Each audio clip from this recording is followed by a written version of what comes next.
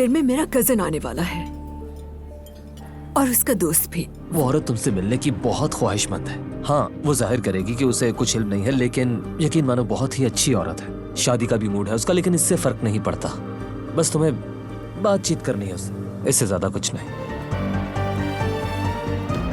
वैसे क्या हसीन इत्तेफाक है ना कि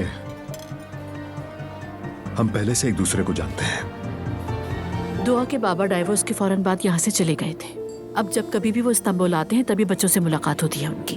यानी मेरी दोस्त ज़ैनब माँ भी है और बाप भी, और वो भी बिल्कुल परफेक्ट। इसकी शक्ल तो देखो जरा, नजर भी नहीं उठाकर दिख रही है। और प्लीज तुम जाकर जरा देखो, कहीं और मसला ना हो जाए कोई। जाओ। ठीक है। अरे बस बस बस बस। बस यही होना रह गया था।